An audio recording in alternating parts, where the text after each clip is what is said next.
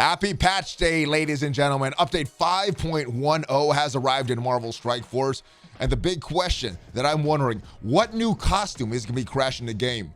We're discussing all about this update in this video, guys. The good, the bad, and the what the heck were they thinking? And if you're ready for all of that, guys, find that like button and let's go smash it. ValleyFlyin.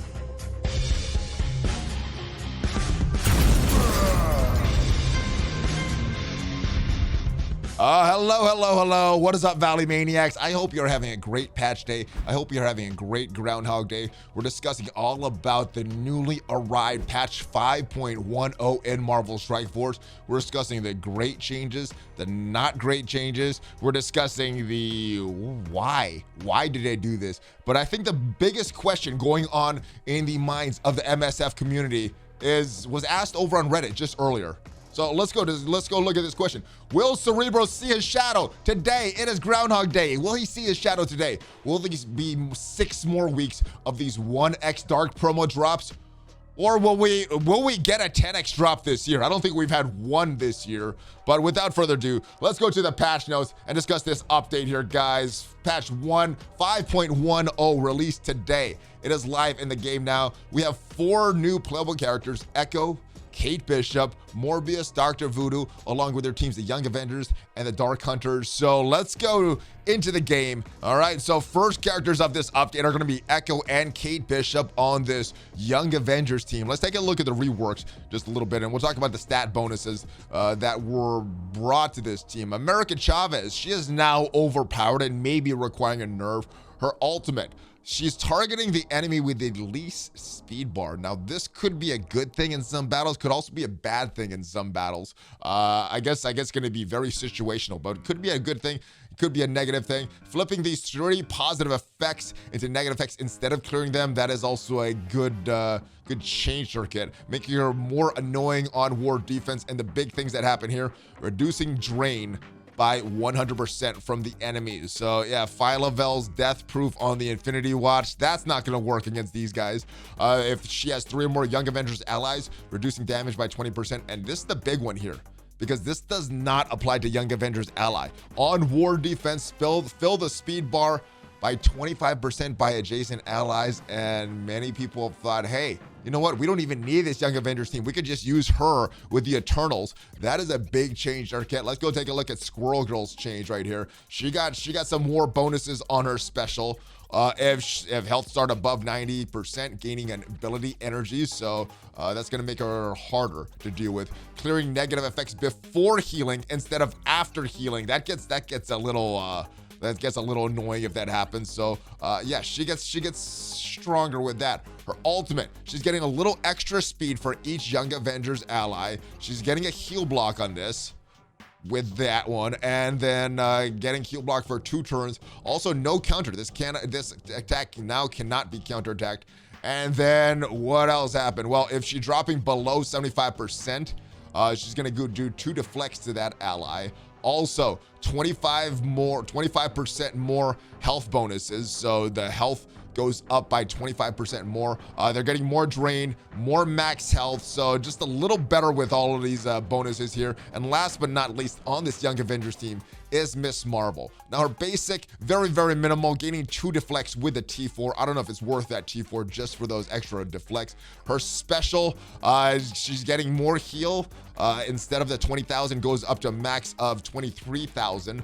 And then she's gaining taunt on this move as well, on her special. And then her passive, lots of stuff, a lot of armor on this with the changes. So a lot of extra armor. Below 50%, she's going to clear the taunt on herself. This one right here is brand new. And more max health for the rest of the allies. So that is the changes to their kits.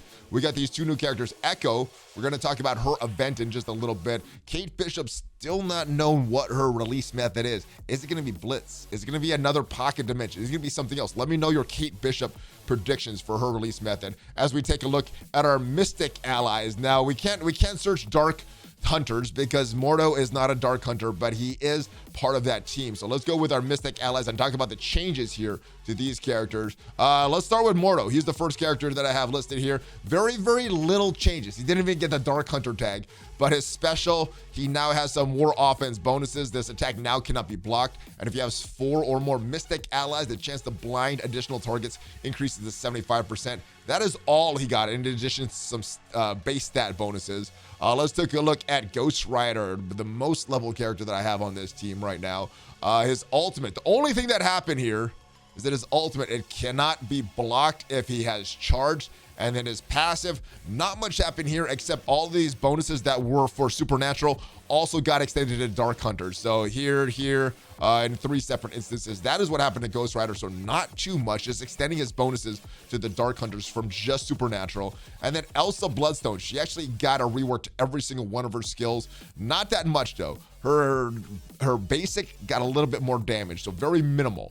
Her special got a little bit more damage, so very minimal there as well. Her ultimate also got a little bit more damage, but this is the big one here. The characters killed by this attack cannot be revived. That is going to be very, very good on war offense, especially since this team is designed to be a Heroes for Hire counter, and that is so annoying when they get revived. And we got some war offense bonuses as well. This character has 3 or more Dark Hunter allies. This attack cannot be blocked. So that's going to help with some deflects. And then this one, this passive with, I don't even know how to pronounce that name, but all these supernatural bonuses that she had, if she has more damage, all that, all these also got extended to these dark hunters as well. Now there's one bug, we're going to mention some bugs that got fixed. There's one bug that's going on right now with this passive.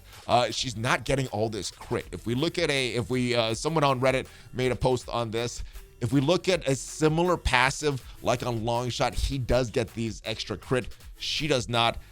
And I guess nobody was really using Elsa Bloodstone, so who knows how long this bug was going on, but that was those characters. Now, as far as this team, I think this Dark Hunters team is a little bit more impactful. They're gonna have a little more impact because they're a war offense team, and I think war offense teams are a little more important than war defense teams. Morbius, a lot of his bonuses extend to war offense, and specifically targeting those Heroes for Hire, those city hero characters. And I guess you can sort of target the Young Avengers as well, although the devs said that this Dark Hunters team was not designed to counter the Young Avengers, more designed to counter the Heroes for Hire. Dr. Voodoo, though, is an interesting character because I think he has the most use outside of war offense. A lot of his kit just is helping Mystic allies. Let's go take a look at those Young Avengers, though. I think the best character outside of in this patch is going to be Dr. Voodoo. Kate Bishop also has some potential outside of war with this tech tag that she has. And I know some people didn't like the tech tag, thought it made no sense. It may make no sense, but it helps with that tech section of Doom, so I do like this. I think she has a decent bonus. Echo, I don't see a lot of use for her outside of war defense, so she may be a skippable character for me. All right, let's go back to this release. We talked about the abilities, the improvements for all these characters. Let's go take a look at some of the stat boosts right here. Elsa getting these stat boosts, more health, damage, armor, focus, and resistance. You can see the numbers there. Further down, we see Ghost Rider and see some of his bonuses. A lot of armor bonuses for him. Further down, we see Mordo. He was such an old character that, yeah, he got a lot of bonuses just to bring him in line with some of the current characters.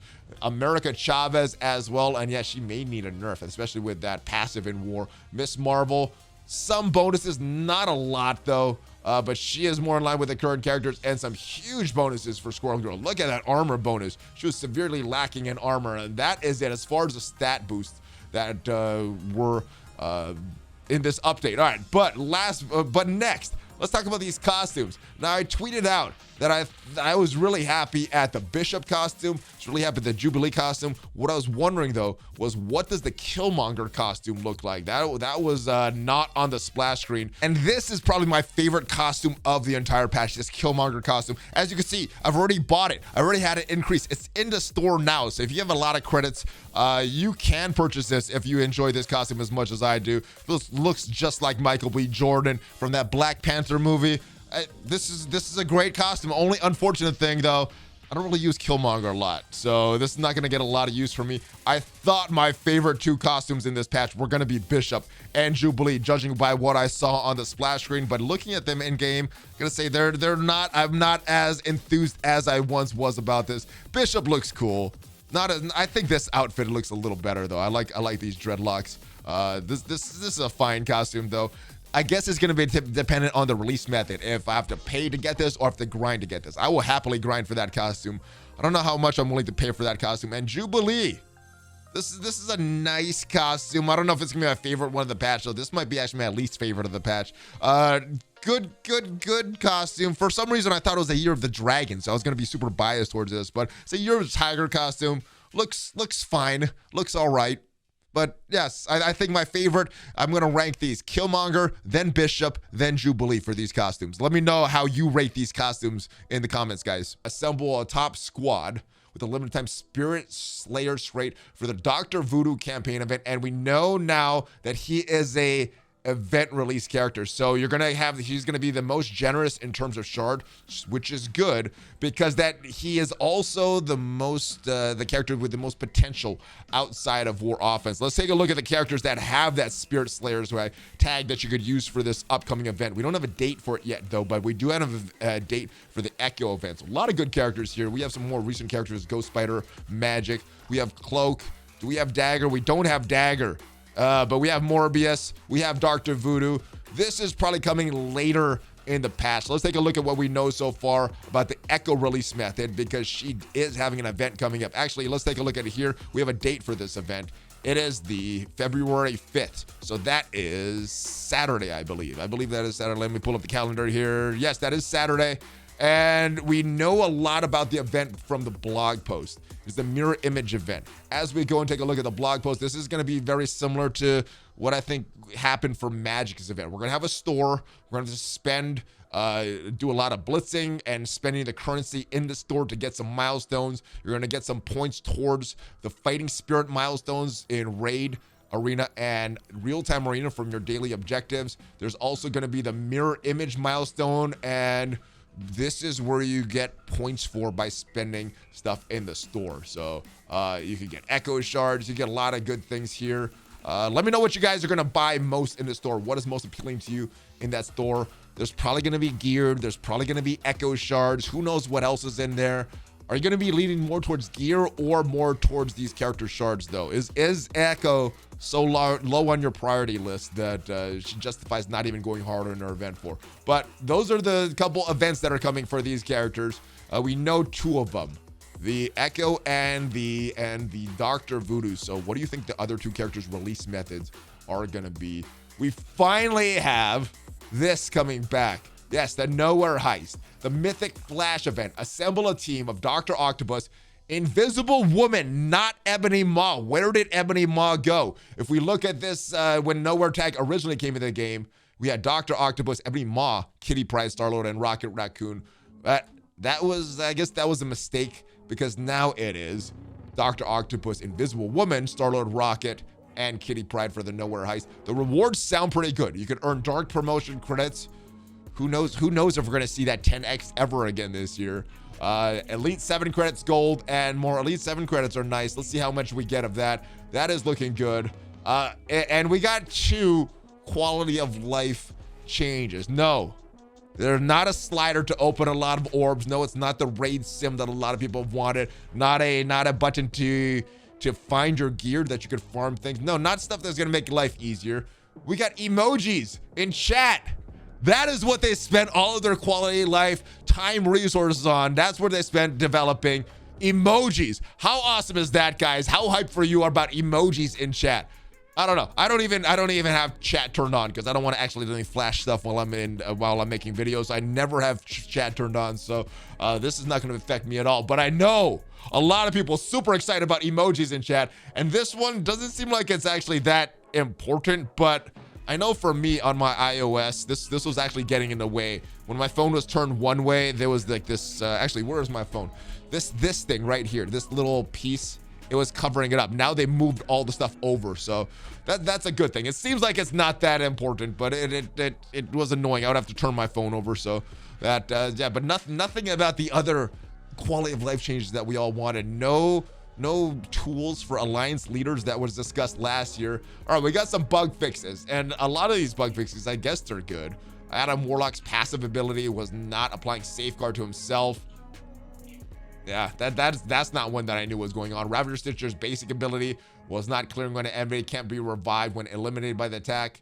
All right, to simplify this ability, defense analyst no longer to deny revive. We've updated the text. That's a good thing. That's a good thing. I think it makes Ravager Stitcher a little better. Gamora's unique gear piece has been updated from the incorrect name Godslayer to the correct name Infinity Blade. The image has been updated. I didn't even know that was a bug. We've removed a symbol description from Storm's passive ability Buzzkill. He can't have more than 4 stacks of charge. The combat behavior was correct, remains unchanged. Ironed out an animation issue with Cloak's cape. Improved X-ray gear piece was incorrectly applying twice in the blue gear raid orb. Alpha nodes. All right, nothing here about some of the things that I was wondering about. Characters costumes equipped to war defense characters not being displayed in the battle if required to multiple attacks to clear. Oh, I'm glad they fixed that. I'm glad they did it. I'm glad they didn't mess with all the costumes that are breaking the game. Now, I don't know what old costume is breaking the game now, but let me know your predictions, guys. What older costume are we going to discover is now fully crashing the game? All right, and Captain Sam was performing team-up attacks at Iron Man instead of Captain America when all 3 allies were in the battle. I didn't even know that was happening. I didn't even know that was a team. But nothing about Captain Sam's counter ability breaking the game and freezing the game. Nothing about Cersei breaking the game with her basic for some people. Nothing about those bugs, but I'm glad they fixed these bugs. Those are all important stuff. All right, a couple more things in this update that are not mentioned in this blog post. We have new orbs coming. The beta raid orbs, we're getting a new beta coming very soon. We're getting new orbs for that. That should be live in this update. Same thing with the gamma raid orbs a couple weeks after the beta goes live. And then we're getting second iteration of Avengers Tower. And we're also maybe, potentially, hopefully, getting another Pocket Dimension event. I really like that event. Let me know your thoughts, guys. What else do you think is going to happen in this update? What new bugs are going to be present in this update? Hopefully, you enjoyed this video. If you did, hit that thumbs up button because it helps that YouTube algorithm. Hit that subscribe button for more Marvel Strike Force content. And click that notification bell, guys. Join the notification squad. Ring that bell so you know as soon as a new video goes up. Check out some of my other videos. If you want to see the actual pitch meeting for when Red Stars were conceived in Marvel Strike Force, you can check it out up there.